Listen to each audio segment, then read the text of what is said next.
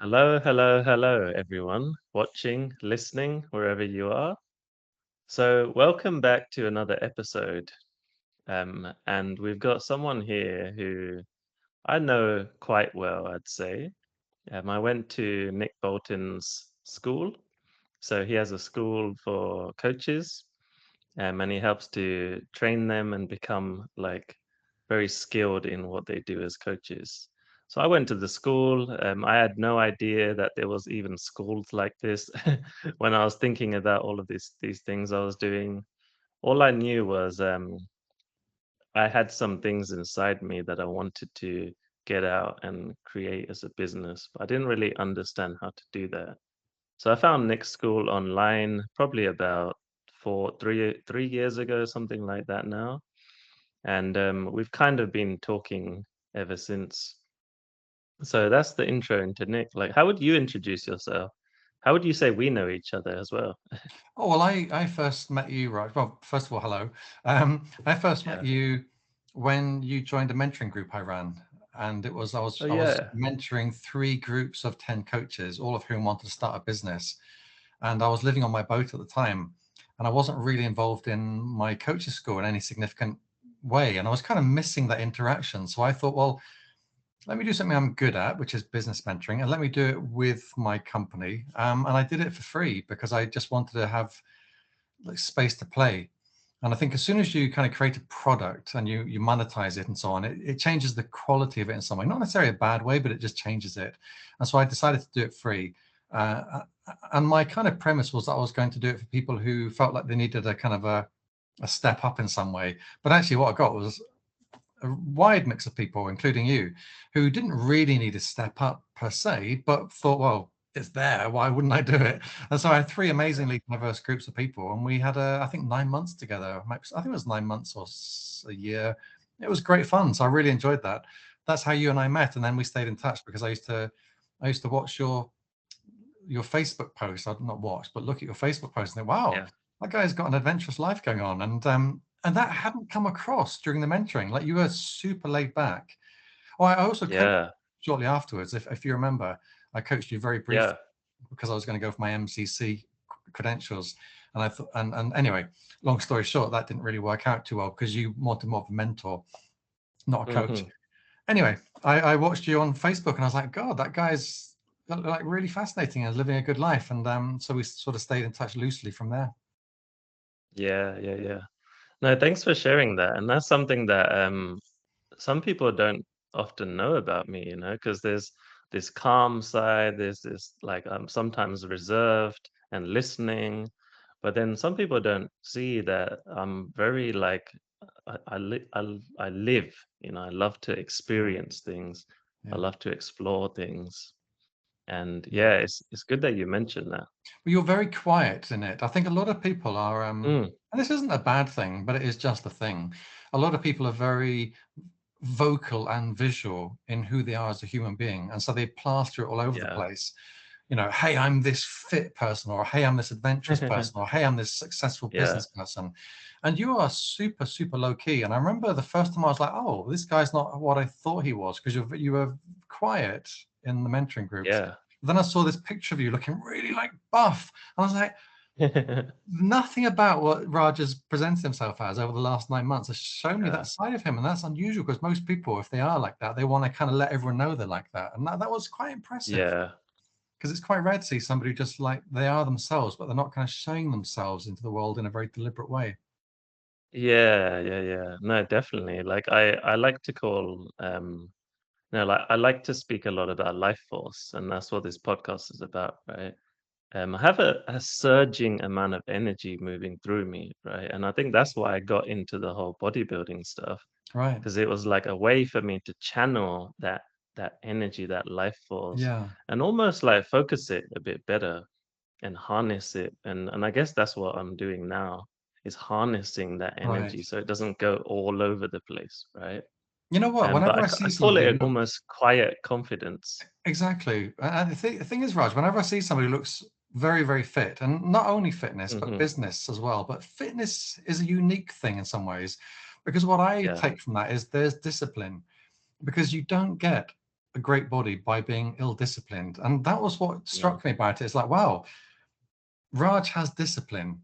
And that's Yeah. what kind of made me think this is an interesting guy, because I quite like discipline. I'm quite an ill-disciplined person myself, as we'll probably Yeah. discover on this podcast. A Mhm. lot of what I do is quite intuitive and random, and doesn't have a Yeah. lot of kind of structure and discipline to it. And so I'm always quite impressed when I do Mm. see discipline. So I guess we'll see what comes out of this podcast. Yeah, yeah. Let's talk about that actually. Like, what is that thing that you call intuition? Actually, let's start with that. Like, what would you call it for you? Like, how does that work for you? Well, you asked me before the podcast, like when we set this up a week or so ago, Yeah. you were saying you wanted to kind of find out what drives me. And I said that's really hard for me to Mm. answer, because what drives me is like it's intuitive is the wrong word, because intuition seems to imply that it sort of comes to me and then I make sense of it. And it's not like that. It's almost like an Yeah. unstoppable force. So it's less about Yeah. intuition, which is a sense making, like a sort of Mhm. intuition to me is like a sort of a sense making of information that comes from somewhere you don't understand. Whereas for me, it's Yeah. not like that. It's more like an unstoppable desire to get results in my life in some way, Yeah. or to live out certain values which feel uncontainable. In other words, if I don't do them, I'll feel frustrated with myself. And so Mm. I'm not kind of sitting down and thinking, right, what are my 10 ways to achieve happiness? And then, okay, I'm going to start a Yeah. business and I'm going to do this. It's more like I have a desire to be an entrepreneur. That desire is kind of getting less and less and less as I get older. But when I was younger, at Yeah. the age of 30, I had this really strong desire to have my own business, and it was just an unstoppable desire. So I just had to act on it. It wasn't like it was a means Yeah. to an end. I often talk about the idea of I was asked recently what motivates me, and I said, what motivates me is what's intrinsic rather than what's extrinsic. There's very little that motivates Yeah. me extrinsically. I don't kind of think, right, well, I better have a business in order to have this money, or I better do this in Mm. order to. It's like I just do what's intrinsically rewarding to me, either Yeah. emotionally or practically in terms of outcomes. So, like for instance, like maybe I'm jumping ahead too much, but Yeah. in May I'm cycling from the heel of Italy right back to the UK, and I know that I'm not going to really like it, because like when you're cycling long distances over a number of weeks, it actually gets quite dull and boring Mm. and monotonous. And yet I have this desire to do it. And I've done rides like that before. I did Land's End to John O'Groats, and I rode to Lyon, and I rode, to Brussels, and all these sorts of Mm. things. And when I'm doing them, it's like, oh, I can't wait to get to the next place and stop, because it's just like, Yeah. cycle, cycle, cycle, cycle, cycle. But the Yeah. impetus to do it is undeniable in me. I can't just go like, well, I'm doing this in order to get some Instagram likes or whatever. No, I'm doing it because it's just in Mhm. me. So anyway, that's kind of a long answer to your question, which is is this undeniable energy that I just have to kind of live out in some way. Yeah, yeah. It almost feels like it's bursting out of you, right? And it bursts into your arms and your arms move and do things, like something just fills inside of you and it's like, okay, let's go. Let's go. Rather than it's all well thought out. Yes, to some extent, although weird enough, I'll just take. By the way, I'm not doing a Macron here. I've just taken my watch off, because Yeah. Macron recently took his watch off in an interview because he realised it looked expensive. I've just taken All my right. watch off because it was making annoying beeps on my hand. Just for the Yeah, record, yeah, that's why I yeah. took it off. Anyways, um, it's different from that in some ways. It's not a Mm. surging physical energy. It's more like a compulsion to have something to look forward to. I, I Yeah, I I find that if I don't have something challenging to look forward to, my life feels somewhat bland in the moment. Whereas once I know that yeah. I'm going to do this big adventure, for instance, in October, I'm going to Himalayas for the fifth time to trek, and I'll be there for like 3 weeks doing the Manaslu Pass or the Manaslu Circuit. And I know it's going to be uncomfortable. I know that there's going to be times when I'm cold. And yes, it's beautiful, but it's also, again, like a lot of these things, it's just like slogging away. And I'm not Mm. unusual in experiencing it that way. It's like you just have to get through it. But knowing that I'm going to do it gives my life a sense of journey right now. It's like it gives me Mm. some sense of what's ahead of me. Does that make Right. sense? So it's less about the actual doing, and it's more about the context it gives me for my current life. That's how I make sense of it as I talk to you. I haven't really given this a lot of thought, if I'm Yeah. honest, but that's kind of Yeah, yeah, yeah. makes more sense to me as I say it. Yeah, yeah. As you say that, like, something I talk about sometimes is that I don't believe that peace is just being present, meditating, being blissed out. Like I've gone down that path and I realize it's missing something. And I think it misses this purposefulness. I don't call it like fixed purpose, like you are this, you are that, but like like you said, like having something to look forward to, being in action towards something. And it feels like what I'm hearing anyways, that's what drives you. That's what gives you that feeling of aliveness or, it's Yeah, that yeah. purposefulness. I think having something to look forward to in life is really, really important for me, at least, and I'm pretty sure that's common for most Yeah. people. Like, it's not just about what you're doing today. That's good Yeah. too. Like, if you're doing something useful today that moves you forward in some way, great, that's good.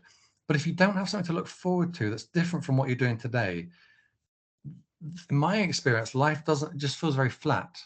And so what I tend to do, Yeah. Raj, and I'm just kind of thinking this through with you now, but I tend to create Mm, future events that are going to challenge me in some way, that mean that I've got something to look forward to, and that once I get there, it's almost like it matters less. mm, The doing. I remember when I went to art school, and I remember getting relatively good at art. I was a pretty good painter, and I got to a point where I went, if I want to draw a dog or paint a dog, it's already done. In my head, it's already mm. done. The actual doing of it matters to me less than the fact that I've imagined it. And Yeah. I actually gave up art because I couldn't find. I realized that was, I was young, and there's plenty of ways to do art that aren't just about that representational side. But nonetheless, for me at that age, I suddenly went, well, I don't need to paint a dog. I know I can paint a dog. And so there's something Yeah. about the doing of it that was far less important than the imagination of it, really, for me.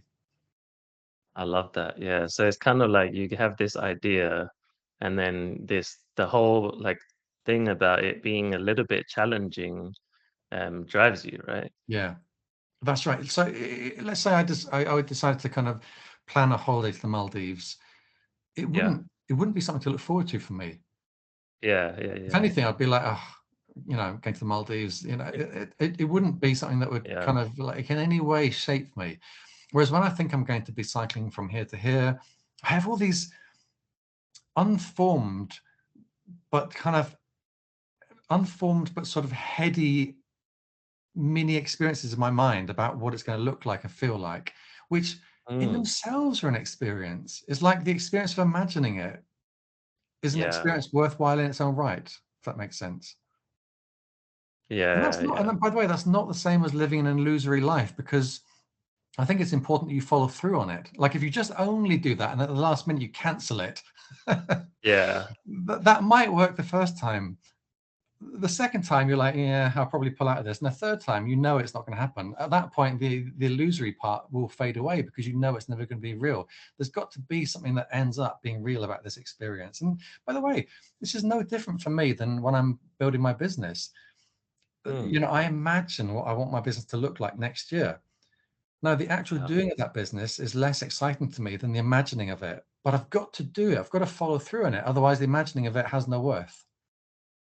Yeah, yeah, yeah. Wow. That's powerful. And I think for everyone listening, I've interviewed a few other, like, let's call them leaders in this podcast already. And they've said similar things. They've said following through, right? Like, Yeah. because I know for me, I've had so many ideas. And I remember when I first wanted to get into this whole helping profession, let's call it, I was looking at people and I was like having all these ideas. But it was only when I followed through and I started actually doing something about Yeah. it that it started feeling good, right? Because otherwise there was this idea that I wasn't committing to and it Yeah. just sucked. And I Yeah. think whoever's listening, some people might be able to relate to that. Like it just Yeah. lives in that world of formless rather than it's actually happening. It's pure imagination. That's right. You've got to have imagination plus follow through. In other words, you've got to have actuality. Because if you don't have Yeah, actuality at some point, it's only ever going to be imagination. And that just becomes yeah, frustrating. It's funny. I had this plan last year to cycle from London to Rome, and then I thought that was going to be too long time away, so I decided to go to Marseille instead. And I cycled Yeah. to Lyon, which is a decent distance. But I realized I was going to have really struggle to get my bike back. I discovered that I couldn't get my bike back from Marseille and so on. And so in the end, I decided to stop at Lyon and come home. And even though that's a good distance, like I can't remember what it was, 800 miles or so, I was so disappointed in myself because it wasn't the thing that I planned. It wasn't the imagine. And by the way, when I Yeah. plan things, I don't plan it in detail. I just go, right, I'm going to cycle from here to here, and I make it up en route. But my final destination is planned. And the fact that I didn't do it left me feeling really unfulfilled. Whereas when I cycled Land's End to John Mm. O'Groats, which is roughly the same distance as, I think, London to Lyon, it was Yeah. one of the proudest moments in my life because it was the completion of my imaginary kind of journey. It was Land's End to John O'Groats. I didn't sort of stop in Edinburgh and Yeah. go, that's enough. So there's something about that Yeah. completing which feels pretty important, I think. Yeah. Wow. You know, I when I was traveling around South America, I I don't know if anyone knows this actually, but I booked a ticket from Costa Rica. So I went to Costa Rica, and my plan was to end in Brazil, right? So all the way down Mm, towards the end point, which made sense. I made my way through, um, and I got to Brazil basically. So I had two flights, right? Only because it was a good price to book two flights. So I had this kind of feeling of like, okay, yeah, I got to get to Brazil by this point. yeah, And I got there, and then I said, "Okay, I've gotten here, but now I'm already in South America. I want to go to Argentina and Chile because they're so nearby, right?" yeah, So I skipped my flight back home. I was like, "Screw the flight! Like, I'm here now. I yeah. want to experience this while I'm here." Mm. So I can relate to what you're saying about like this feeling of completing something or fully exploring the potential of it, right? Well, that's interesting because you went even further. You kind of added on to your initial plan, which is Yeah, something else. Because I expanded think it. that's Yeah, it's funny because the first time I rode to Paris was like maybe 2000 and I don't know 2008, 2009. I cycled to Paris. It was the first time I cycled abroad. It never even occurred to me that you could actually yeah, like it never occurred to me that you could take your bike across the Channel Ferry and then cycle. Like and then a friend of mine said to me at yeah. the time about cycling to Paris, and I thought, oh, that's a really good idea. So I did it, and I cycled with a Mm. friend the second time, and I said to him, wouldn't it be great if we didn't have to turn around and go home? What if we could just keep cycling? And that's when I decided I would cycle to Dijon. And so a couple of years later, I then did exactly that. I got to Paris, but then at that point, I knew Paris Mm. was only the first milestone. And then I went to Yeah, I can't remember where I went, but it was like Auxerre and I can't remember where else, and got to Dijon. And that feeling of like expanding your sense of what's possible. So in your yeah, mindset, getting to Brazil was the end point, but then you suddenly go like, hold on, there's more. And I think that's really beautiful. And yeah. it's having that freedom and that freedom of mind as well as space and time to be able to do that kind of thing. Yeah, I feel like, for me anyway, I don't know about you, but I feel like once I'm in action, Yeah. once I'm in the thing that I've wanted, then I start seeing even more things that could be possible, Right. right? Not just with travel, but with business, with anything. Like once I'm actually experiencing some level of it, I'm like, oh, look, I'm actually in motion right now, Right. and that now I see more possibilities. Has it ever been like that for you? Like once you I think started that's something, it's I think it's opened up. always like that. Yeah. I mean, I think that's how I did Yeah. business really. I didn't set I've got one of the largest coaching schools in the world now. But I didn't Mhm. set out for that. I didn't kind of go like, right, I want the largest coaching school in the world. I set Yeah. out to create a coaching school that was sufficient for my needs.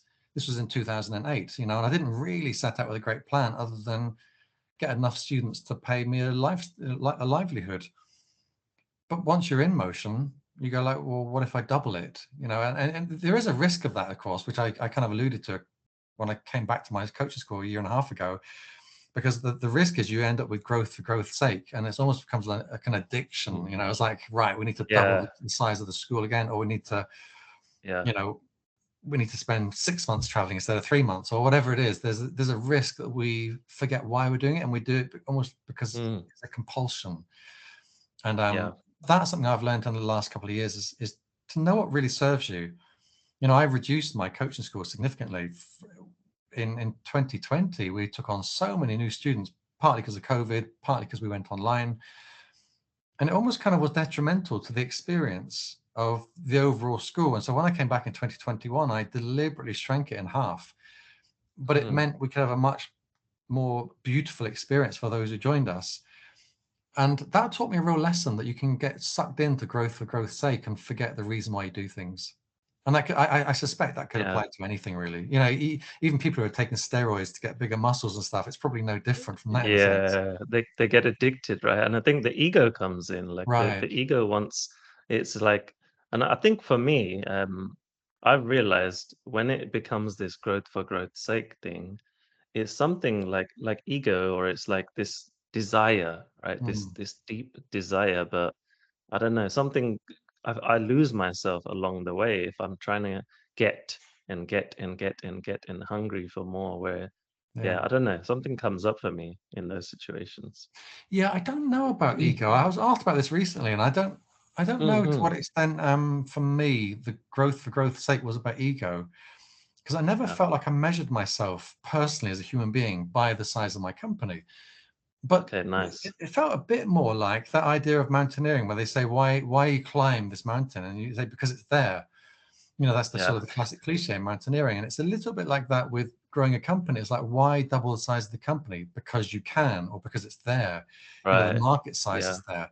But that doesn't mean you should. There's a point where you have to Mm. ask yourself, why am I doing this? And is it serving me as a human being? Is it serving my customers? Is it serving the profession, or whatever context you're involved in? And when I came back in 2021, I was like, no, it's not serving. It's not serving me. It's not serving my Yeah. customers. It's not serving the profession. I've got to change this. Yeah, and when you said that, I just noticed or even remembered like how you see things, like you said, you're able to separate you as a human being with the game you're playing, like whatever that is in life, business, whatever, right? Like for everyone listening,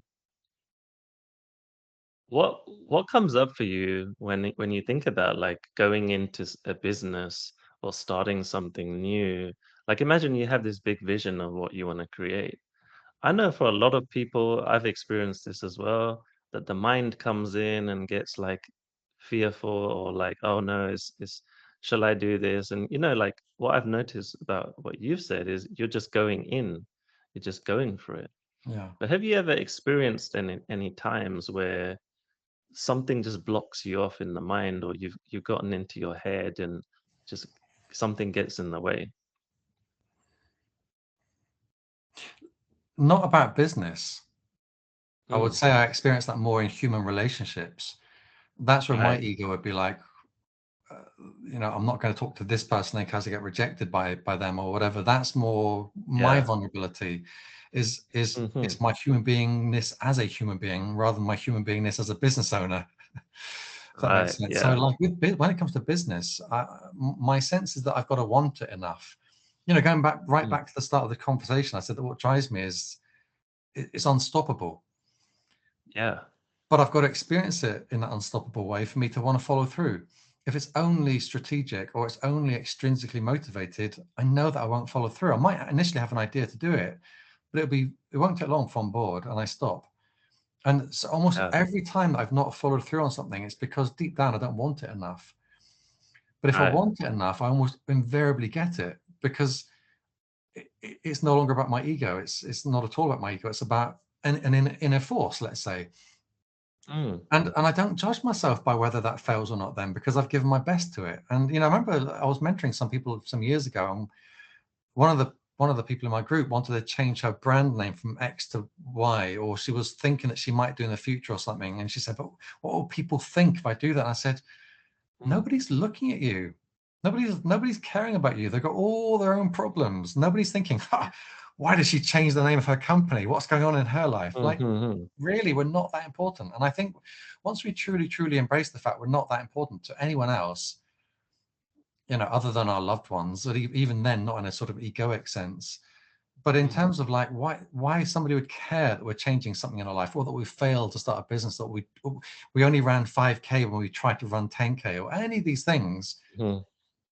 they're not looking at us. And even if they do, it's momentary and they've forgotten about it. Like the number of mistakes I've made or the number of failures I've had, innumerable. But honestly, I couldn't care less. I just because I don't wrap them up in my ego. Where I tend to look back Yeah, at them is more like that was an annoying waste of my time, or that was an annoying waste of money. But even then, it's just like what in accountancy we call it, it's called sunk costs. I just treat it as a yeah. sunk cost. It's gone. I can't get it back. Yeah, there's something so powerful in what you're saying, right? Because like I really want to break this down now and see what comes up for you. Because it's like it's your business, right? You're looking at it as it's your business, something you're working on, something you're creating. You're looking at it very strategically, like this sunk cost of it's just my business, right? It's not about Yeah, me. But then you said like there's this force that's yeah. moving through you, right? And that's there's something really exciting about that. I almost want to unpick. Like, tell me, how does it relate to you without having it to be like this personal thing? Like, what comes up for you? What I Because mean by because it's not the reason I personal. say that, let me say one thing. The reason I say that is because like you said, you had this inner drive, right? Like Yeah, yeah, something that wants to burst out of you, yes. but then you're able to somehow like distance yourself from it, and at the No, same but I'm time, I think that's distancing really myself from it cool. in terms of how other people will judge me. Hmm. So I'm not distancing myself from it, but its Right, right. relationship to me is purely about me and it. So if it's an I unstoppable see. force to build a business or to go trekking or to go and do a long cycle ride, when Yeah. I'm feeling it, I'll do it. And if I stop feeling it, I'll stop doing it because it's Right. me and it. It's not about, yeah, but if I stop doing it, what are they going to say about me? I don't care what they say about me because my Yeah. relationship to this thing, whatever that thing is mine. And so it's an Yeah. unstoppable force that, whilst it remains unstoppable, will keep me working at it. But Mm. I said towards the start of this conversation that as I've got older, my entrepreneurial energy has slowed down, and it really, really has. And that's Yeah. because it's no longer an unstoppable force. I enjoy having a business that gives me the ability to do pretty much anything I want within realms of a normal working class kid kind of thing, which is what I am. Like Yeah. I'm no, I'm no kind of Elon Musk, that's for sure. Mm. So within the realm of what I want to experience in my life, my business allows me to do that. Great. But I no longer feel the unstoppable force to grow it. And so what I've Mm. done is I've kind of gone, right, it no longer needs me. So I've got a managing director, I've got a team. It basically runs itself. I say it runs itself. Ruth, my managing director, Yeah. runs it, but the system works. I don't need to put much in anymore. And that's good because I don't feel this unstoppable force that's needed for me to be the Yeah. one that runs it. So now I've Wow. been able to kind of like carve it out into its own kind of living, breathing life force that serves me remotely, but that I don't need to apply myself to too much. And that's really how I need to be when I'm not feeling it. Because if I'm not feeling it, I'm just going to let it atrophy. Yeah. Nice. Wow. Mm. Yeah, there's so many things in this, that I think will be helpful for everyone listening, like the way we apply this force, right? So what I'm getting is like now you're not putting all of this life force into this thing. Is it still something that's moving through you and you're instead like applying it to different areas I like don't cycling know. or something else? I don't Yeah, know. I feel like I don't know if you know James Hollis, the Jungian psychoanalyst. He's written some really, really beautiful books, and one of his is called The Swamplands of the Soul, which is right. really about um, I think it's that one. He certainly did one that's about sort of midlife crisis, and I definitely feel like I'm going through a midlife. I don't know if the word Mm, crisis is the right word, but a midlife transition. Um, and so I don't feel the same level of what you're calling life force at the moment. mm, And what I think I'm doing is going through a process of acknowledging that. So instead of denying it and then going, well, I'm just going to keep yeah, hammering away at this business, no matter what, it's mm, still there. Yes, it's still there. And I'm like, no, it's yeah, not there. So what needs to change in my life? Well, number one, I need the business to work by itself so that my mm, life force isn't needed for it. Great. Mission yeah, accomplished. So what else is out there for me where my life force might get, like kind of what's the, like imagine like trying to, what's that thing you do with the fire where you get the bellows? Maybe there's a kind of a right. condition out there or a context in which will be like the bellows to my life force and breathe fresh life into them. I feel good Mm, about life, but I don't feel this kind of like strong desire at the moment. Now it's possible that I might go through a kind of a fallow period of multiple years for all I know, or it might be this, Yeah. it might be just a month away for me to discover something. I'm kind of okay with either. What I'm not going to do is pretend that I've got some life force, or Yeah. I'm not going to force myself to have it. I'm going to give myself the time to kind of play with, to see where is the new playground for Nick Bolton to emerge as Yeah. as a new kind of person. Wow. Yeah, I love that. Yeah, just sitting with where you are right now and seeing what emerges kind of thing. And I think it'll be an interesting journey. Like, I mean, you know this, but I'll share it for the podcast, which is that, as a result of this, I've decided to change my life significantly, and I'm going to move abroad. I'm going to move to Dubai, Yeah. and I'm going to spend 3 months of the year in Dubai because that's what you need to do legally for the residency. And then I'm going to spend 9 months of the year traveling. Now, I don't know what that experience is going to be like for me, but again, it's come back to the unstoppable force. I feel it. I notice what I watch Yeah. on YouTube is much more nowadays about filmmaking for travelers, not Yeah. coaching and supervision.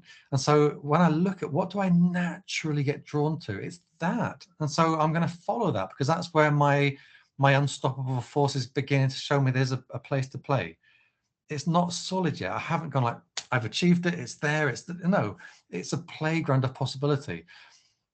But unless I embrace it, I'll never know. So that means I'm going to go on this journey of kind of unpicking these Mm. versions of myself that have been solidly in the entrepreneurial world for a long time and now need to be unpicked to become something different, a traveler, a world experiencer, somebody who relates to lots of other people in ways that are more tangential and kind of transitory, all these things Yeah. that are new to me, but I feel like they lay ahead because somewhere inside me, that's what I was going to say being told to do. That's absolutely not what it is. It's not like there's somebody, well, that's what I'm feeling an urge to do. Yeah. Wow. That's so exciting. And I think I could feel the energy, I could really feel the energy in where you say that. And I know for me, when there's some feeling inside or whatever you want to call it, Yeah. it's so strong that it's like I can't ignore it. And if I Right. ignore it, it almost feels like a suffering or like I don't know, it just feels wrong to ignore this kind of direction that's That's my unstoppable something's pulling me force. to. That's exactly what I'm Yeah, talking about. And it's the same with business. It was the same with business. If I hadn't built my business, I would feel suffering. I wouldn't call it suffering. I would call it kind of like, I'm not sure what I'd call it. It wouldn't be suffering. It'd be more like a sense of loss of self in some way. Like you're not living out right. who you are. And right now, Yeah, it'd be easy for me to live out my business entrepreneurial role for the rest of my life. But I would know inside I wasn't living out the real me anymore because that's just that bit's mm, locked down. It works. But there's something that's not been explored in me, which is this traveler, this experiencer. yeah. Wow, that's powerful. It's going to be fun. It's going to be fun, but it's also the other thing I was saying recently, Raj, is that I don't have any illusions that this is going to be some like rose tinted kind of spectacles version of the world where everything just looks amazing. And Yeah, you walk into this new country, it's like, woohoo, what an amazing place. It's like there are going to be yeah, times where I've got no contacts with people and I'm lonely and I've got to yeah, forge contacts. There's going to be times when, you know, the place I stay is uncomfortable or and I expected it to be comfortable or, because sometimes I don't mind discomfort if it's what I expect. But when you go somewhere nice, yeah, it's uncomfortable. You're like, oh damn, that wasn't what I expected. But I've got to yeah, go through that. So I've got no kind of illusions that this is going to be like this amazing life of pure luxury and joy. It's going to be a struggle. But I feel that's the next growth area for me as a human being is to kind of go through that. How do I do this by myself? Not by myself, but how do I do this alone? And then find ways yeah. to connect. Wow, I'm getting so much from this, by the way, just listening to this, because like it's I think what you're saying is useful for any situation, right? Like for you, it's like you're going into these places, these locations, and I can relate, by the way, like showing up Mm, into a country, oh, it's going to be so exciting, and then yeah. all this loneliness hits. I'm in this weird room that is strange and whatever. Mm, And the other side of it, like I'm getting a lot from this, is because like going into any transition period for everyone listening and even for me, like going into any period where you're looking towards something that you want to do, but then like all of these questions come up. Yeah, I think that I guess what I realize is that all of that is a part of the journey, or almost like the the thing that you have to take with all of the experience that you want to go into, right? Exactly. And that's partly why you do it, I think, or at least partly why I'm doing it. It's not like, oh, well, if it'll be brilliant if there was no loneliness and no, but no, the loneliness Yeah, is actually why you're doing it. Partly because you want, for me, I'm going to say I want to get over the yeah, part of me that too easily uses company or partnership as a kind of a Nurofen of the soul. It's like, yeah, oh, I'm feeling a bit lonely. Let's take a Nurofen. Yeah, I've got a girlfriend, or yeah, I've got a wife, or yeah, I've got a bunch of mates. It's like exactly. that's just a Nurofen. I'm not saying those aren't good things if they're done for the right reason, but the risk is we do them to solve the underlying pain of Yeah, existential loneliness or situational loneliness, depending on what it is. So I kind of think those things are really almost like the reason why you do it, not the problems about doing it. The other yeah, thing, like, if I can say this as well, is what's really interesting is I think a lot of people, once they get to a certain level of achievement in one area of their life, kind of want to feel like that level of achievement is maintained throughout everything they do. So they become a consummate traveler straight away, or they become a consummate painter straight away, whatever it is they pursue. yeah, Whereas the way I kind of look at it is there are people who have done the life that I'm about to do, and they've done it brilliantly, they've mastered it, but they can't start a business. I'm the other way around. It's not like because I've done a business, I should immediately know how to travel the world brilliantly. yeah, It's a different skill set. And they would look at me and go, "Phew, how could he not know how to do that?" Whereas yeah, I might look at them and go, how could they not know how to do the business side? We're all human beings and we have different sections of our life that we haven't yet mastered. And I'm kind of seeing this as, for me, going back to where a lot of people lived their life in the 20s. I met a guy recently in Morocco when I was cycling, and he just had the most tremendous 20s traveling through South America, like experiences like you mm, can't imagine. And I mhm, was married in my 20s. I was a bank manager. And I yeah, thought, wow, that guy's had experiences in his 20s I could only dream of. Now, they might happen to me or they might not, but he lived a different kind of life. And when he looks at me now, he must think, well, you're going to enjoy it. But he must also think it's not that difficult because I mastered it. Whereas to me, it is difficult. I've got to master new skills. And I think that's great. I think going back to scratch with stuff instead of always thinking you've got to be at the top of your game is actually a great way to grow. Does that make sense? yeah. It does. It does. It's huge actually, because it's like with you with business. Yeah, you know how this stuff works. You know how to grow something. And for others, like maybe people listening to this, they're like, how the hell do you do that? Like, Hmm. where do I start? Right? Especially new coaches, new entrepreneurs. Where do I start? How do Yeah. get there? Whereas there's probably other areas of their life which they have had success in, right? And sometimes we forget Yeah. that, yeah, like it's different games that we play, right, in Yeah. life, different areas, like you said, yeah. And I suppose the sort of the meta point I'm making here around that is that, Mm, at least for myself, it feels important to put yourself in situations where you're a newbie again. Yeah, yeah, because I think a lot of people, as I say, when they achieve a certain level of success, they don't want to be a newbie in anything. They don't just want to not be a newbie in the thing they're good at, which of course they won't be. They don't want to be a newbie in mm, anything because it reminds them that they're just a human being still, and that there's the potential for them to be a newbie. But actually, I think being a yeah. newbie in something is kind of what it's about in some ways. Mm, yeah. You know what I want to touch on right now? Mm, Like, I don't think, I'm pretty sure you wouldn't consider like yourself as spiritual, right? I don't know, you mm. tell me. But what you're saying is that you have some kind of connection to something, right? What do you think that is for you? Like some kind of wisdom, or how would you word it? Like what is this voice or something that is guiding you?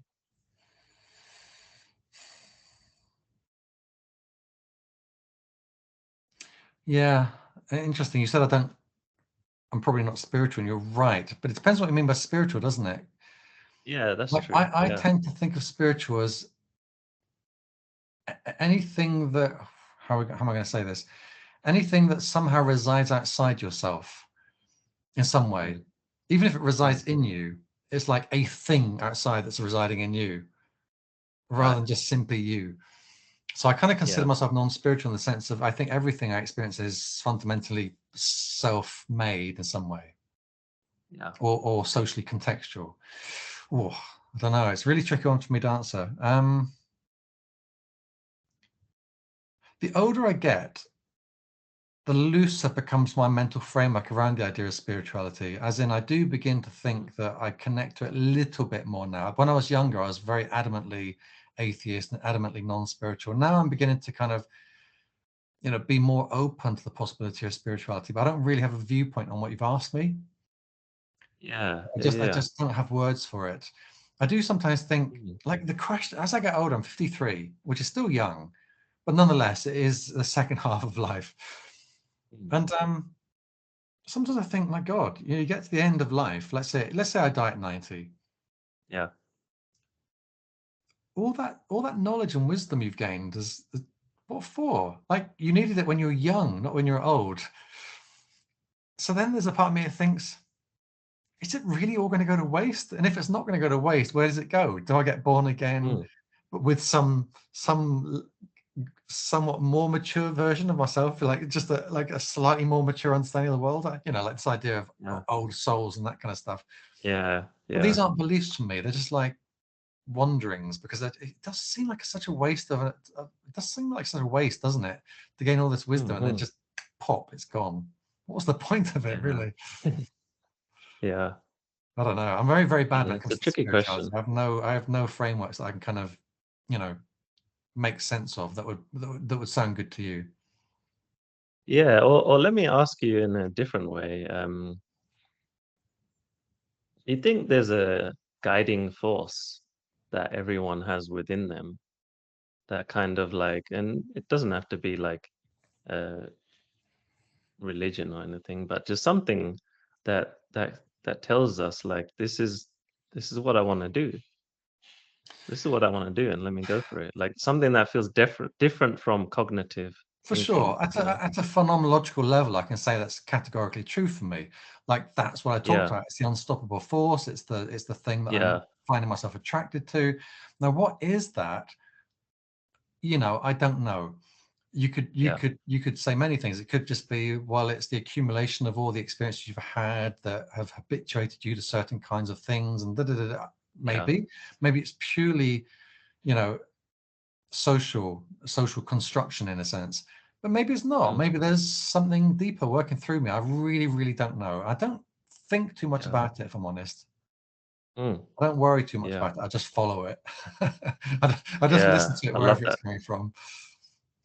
Yeah, I love that. So you sense something and then you just go forth and go for it, right? Yeah, Because if I don't, it just hovers around me for a long time. The one yeah, thing I've said yeah, one thing I say quite a lot, Raj, is that I'm amazed by how long people are stuck with the same problem. It just does my head in that people mm, are in a situation that makes them unhappy or dissatisfied or yeah, whatever for so long.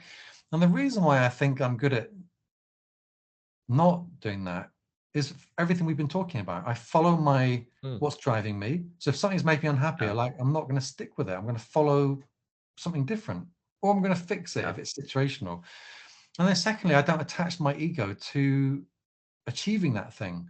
So therefore, I'm freed up to tackle this problem, yeah, regardless of whether I succeed or not in the eyes of other people, because I know yeah, I've tried to tackle it. And so yeah, yeah, and yeah, so I just feel like that's what's made me.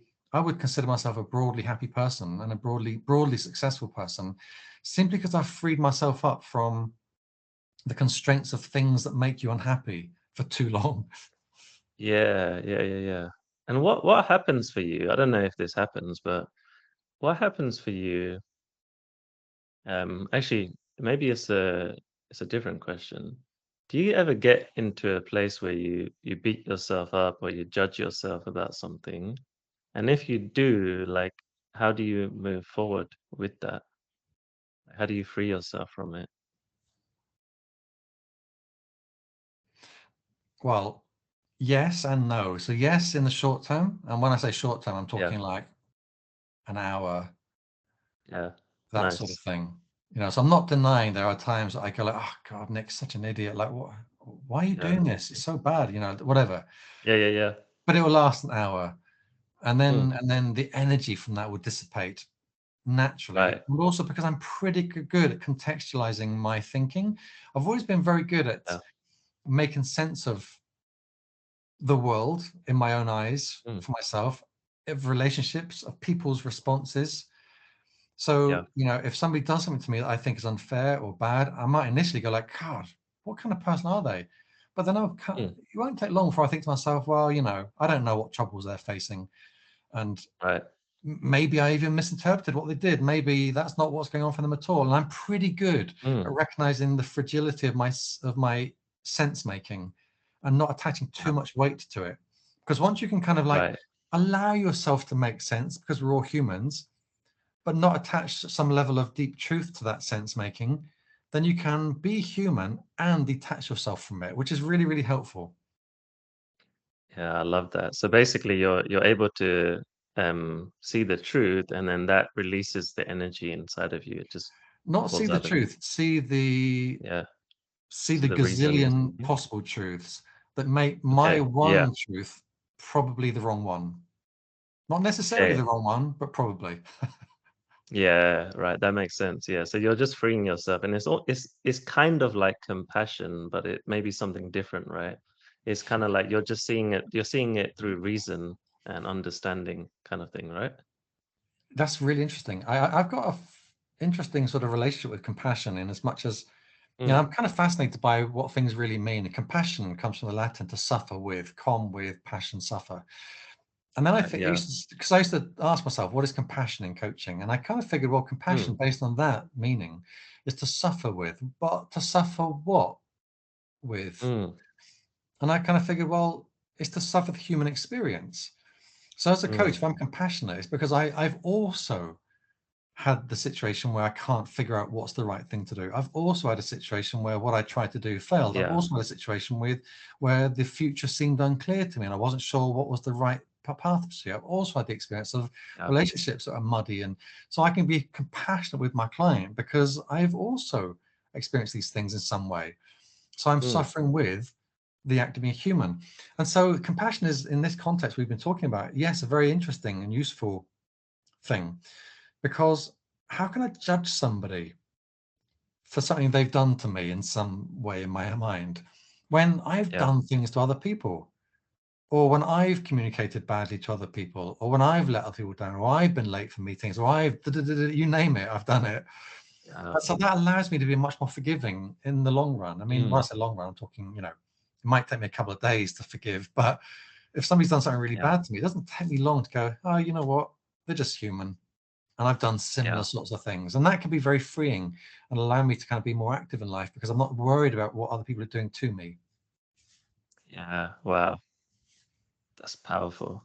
That's super powerful. And everyone listening, I want you to just I'm gonna repeat that back actually in some way. Like being free from all of this tension we have inside is like what you're saying is you're really looking at the bigger picture instead of like personalizing the whole thing, but then also taking your personal experience and saying, yeah, okay, I've done that, I've been there.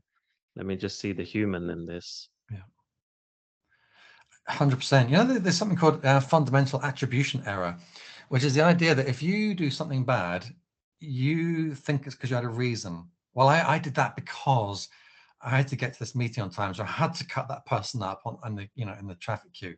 Yeah, If somebody yeah, does it to you, it's because they're a bad person.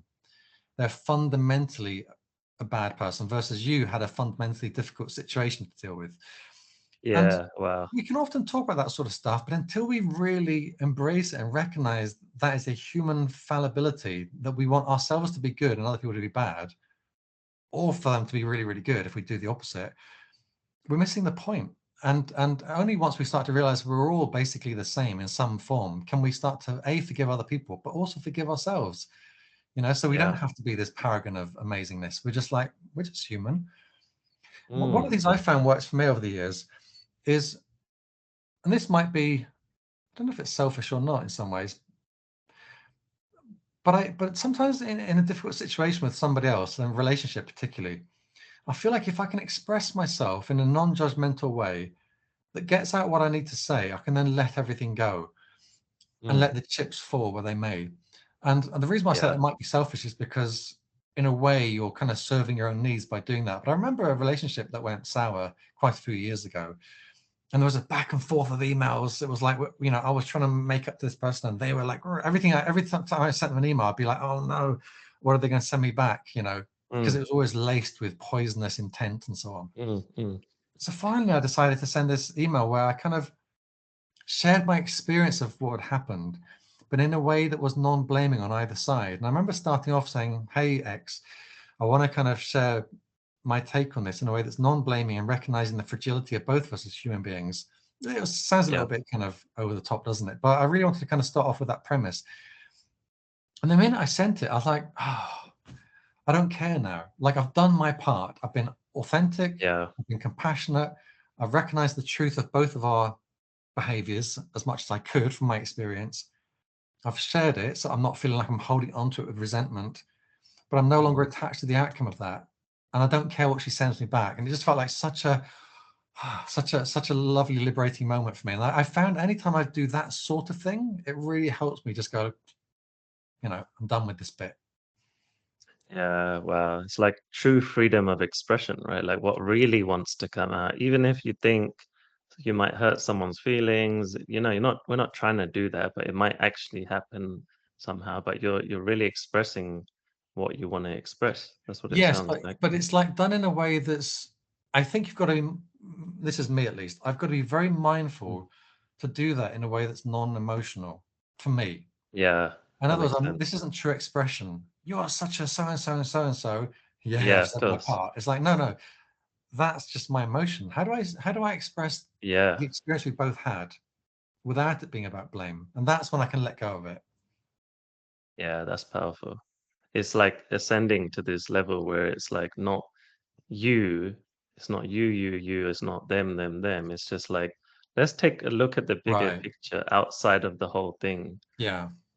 You Yeah. studied with us, Raj, so you'll remember doing perceptual positions. And we used to teach this Oh, thing called yeah. perceptual positions. The first seat is your experience. The second seat is the other person's experience, and the third seat was an unbiased observer. And I kind of Yeah. invented this fourth position, which was the idea of the fourth position was somebody that could look at the whole system of interaction as a kind of something. So you could be Mm, a psychologist, or you could be an anthropologist, or you could be a historian who could look at this from like what was happening 2,000 years ago between Raj and Nick if they were based in 4000 wow. AD. Yeah. And I was doing this once, and I had a client who went to this fourth position, and he said, I'm looking at this as God, and I'm seeing the fragility of my creation. And he was trying to manage a difficult relationship with his mum, and he burst into tears because all of a sudden he could see his mum and himself in a very different light than two individual human beings clashing. He saw them as kind of these fragile creations, and that's Yeah. kind of, I hold that at some kind of loose level. I hold that all the time. I don't access it all the time, but it's kind of always there for me just to go, what if I step into that? I had a situation Yeah. recently where somebody I upset within the company who I had to let go wasn't talking to me and so on. And I just went, totally get why. Just to let you know, the door's always open. Didn't hear anything. Well, that's Yeah. fine. I've done my part now, and I can let that sense of like, rise, I'm not, it's gone, and that's nice.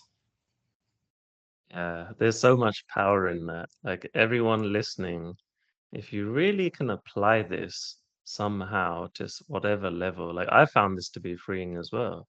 If I'm not like in personal this or looking and judging over there, if I'm able to really get out of it and like the guy you mentioned said the eyes of God, of the Yeah, creator. I yeah, think that's why these kind of things are useful for some people because it allows them to detach from identity and all of that stuff and just really yeah, look down. Oh, if this was a movie, if I was watching two characters in a movie and I'm not either one of them, what would be going on? Like, what am I seeing? And how could I support the characters? Imagine I could step in yeah, and I yeah, could make this better. How could I support them in that yeah. situation? That's really interesting that you said about movies. I find movies are excellent for like taken that kind of movie idea as such an excellent idea, because Yeah, we're so used to them, and we're so used to the fact that movies do have a certain convention around what does happiness always look like, or what does justice look like. You always know yeah, that in films justice looks very different than it does in real life. And so there's yeah. something about using movies. And there was a film, wasn't there, with Will Ferrell and Emma Thompson, where she's an author and he's like a character in her novel, but as far as he's concerned, he's real. And ever so often she'll talk about him, Right. and he will hear this voice, and he's like, where's that coming from? And it was such a great movie because it was about his resistance to her, this author, trying to sort of write Mm. his life. You know, I think movies are great as a way to kind of go like, what if dot dot dot.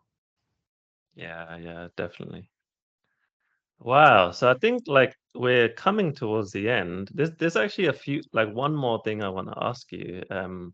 We're talking about this aliveness, this life force. Is there anything that you've done and I know we spoke about this briefly, but is there anything that helps you support this aliveness in you? And is there anything that seems to dampen it or dull Mm. this energy in you?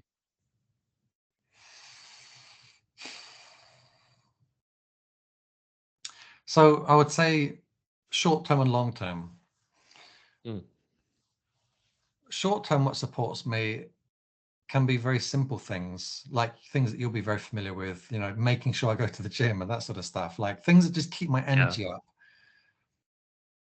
physically and that sort of stuff. But long term, it's more about following that impetus.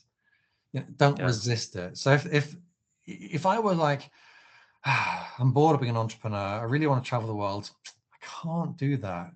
I've got to be responsible. yeah, There's absolutely no doubt in my mind that in a matter of 6 months to a year, I would be feeling like I wasn't living my full life. And so the long term game is, you've got to, for me at least, I've got to follow where my intuition is taking me, or where this voice is yeah, taking me. What suppresses it? Honestly, for me,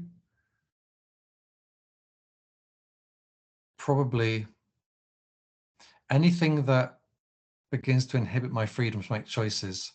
I've got a terrible, terrible, but at the same time enjoyable habit of being very, what's the word?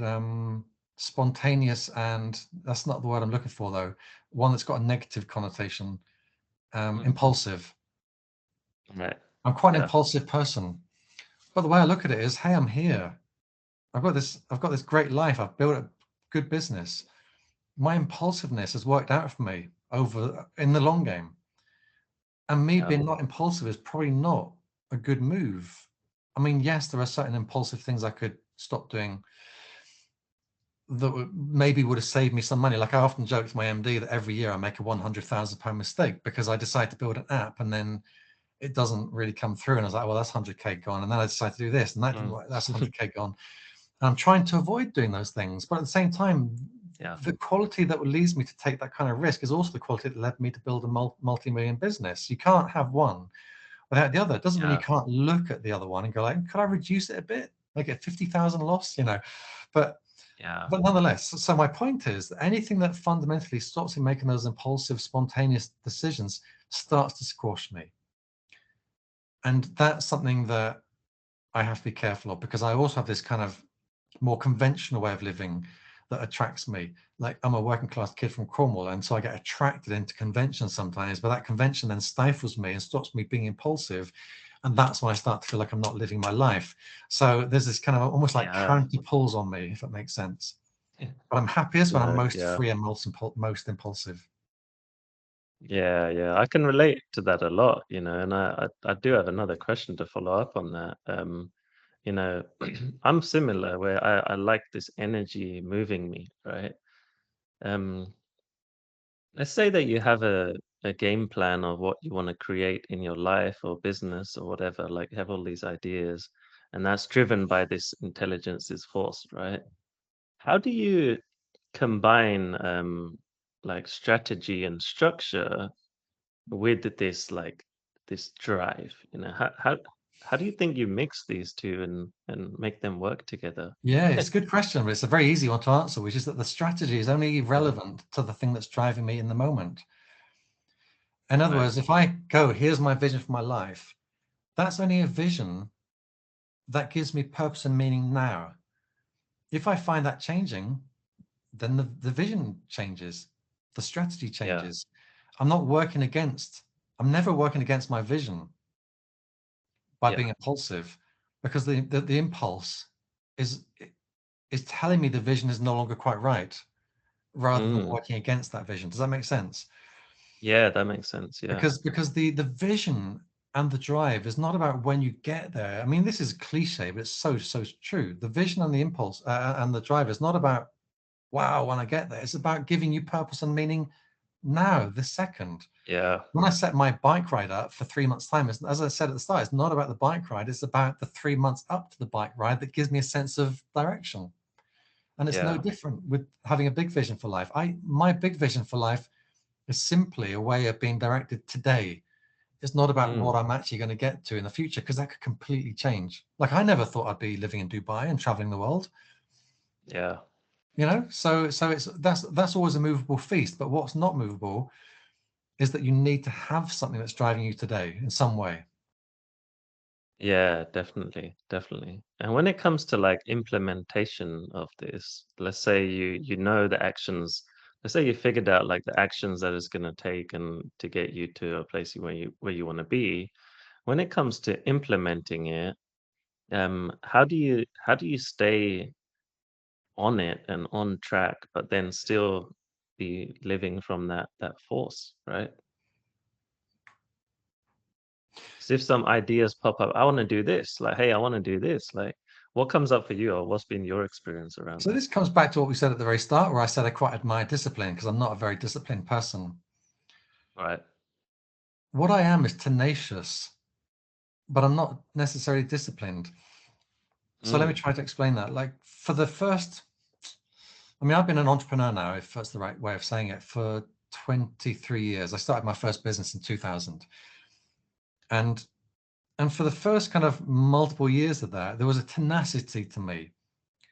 mm, And the unstoppable energy I talked about never went away. So therefore I was honoring what was real. I wasn't going like, well, the unstoppable energy's gone, but I better just keep being disciplined. It was like, no, that yeah, unstoppable energy was there for the first 16 years, I would say, 17 years maybe, until 2017. I had an unstoppable energy to be an entrepreneur. So I was mhm, honoring it by doing what I was doing. I didn't do it in a particularly disciplined way, but the sheer force of will to follow this unstoppable energy that you could call tenacity was what made me, successful to the degree I am. When that yeah, started to wane in 2018, which unquestionably did, and that's when I retired for the first time and moved onto a boat, then I had to get a bit more disciplined by, well, the business still serves me. I still want the business because it's useful, yeah, but it's no longer an authentic representation of who I am as a human being. It's simply a useful asset. So now yeah, I've got to get a bit more disciplined, and that's about building a team that would make it work. And in a way, that's where we still am, where I still am today, as with animas, is that my passion is no longer in the growing a business, but I've got a beautiful business that serves its customers and serves the profession, and it runs itself. yeah, But if you left it to my own devices, where only discipline was driving it, it would fail because I'm not a disciplined person. So mhm, what drives my success is unstoppable tenacity. But once that goes, because it's no longer a genuine feeling, I've got to build a system that supports it by itself and not rely on my willpower or discipline, because that will fail unquestionably. It's like as strong as a matchstick. yeah. Wow. Okay, that's powerful. No, that makes a lot of sense. Wow. I think I've learned a lot from this podcast, and we're gonna come to a close soon. Like what I've got from listening to this for everyone that's listening is there's this force inside us. And if we can really listen to it and not just listen, like actually embody it, right? I call that inside and out. Like it's inside and out. It's in the actions, in your hands. You're moving things with it. if we can really use that and not like spend too much time in the thinking, well, just let's go for it, let's go for it, let's go for it, let's try this, Mm. then that to me, like based on what I heard, is a version of peace or aliveness. That's your version, right? That's a version of peace and a fully expressed life when you're really listening to this rather than like what might seem good on paper. That's what I've got from it. Yeah, very interesting. Well, I'm glad you got that. It's funny for me, peace is not a word I think about Mm, too much. I do have peace of mind, but I yeah. don't think about it peace. It feels more like alignment. If I feel aligned, Mm, I mean, then you could say, well, what does alignment bring in you? So it brings you peace. Great. But nonetheless, yeah. what I really feel is like a sense of alignment to myself, my wishes. And so I'm not like yeah, it is peace. It's peace of mind in as much as I'm not Mm, going, damn, you should be doing something different. It's an yeah. absence. It's an absence of the negative that's beating me around the head because I'm following it anyway. Yeah, like something I sometimes say is when my energy, when my life force is at its peak, when it's at its peak, and then I'm being a conscious expression of that and I'm Mm, aware of it, I'm like, wow, this is a cool life. Like my consciousness, my awareness is raised of like, wow, look, I feel all this energy. I'm being this thing that I want to be. It's like this other level of peace, which is more like electric, you know. mm, It's like an electrified version but like focused and still at the same time. I mm. love that kind of feeling, you know? Yeah, yeah, amazing. Well, it's been an absolute pleasure talking to you about it all. I knew Yeah. because when you told me what the podcast was about, I knew it was going to be a tricky one for me because a lot of this stuff I don't Yeah. think about. It's just, I mean, if you think about it, everything I've been saying to you is that what I follow is what comes from here. So therefore, I Yeah. don't have to think about it too much. So I was kind of Yeah. like thinking, I'm curious about what I'm going to be able to offer to you in this podcast, given how little I think about the stuff you're talking about. But I hope it's Mm. been useful. Yeah, no, it's been awesome. And I think everyone listening, I'd encourage you all to like pause after you listen to this and just reflect. What did you get from this?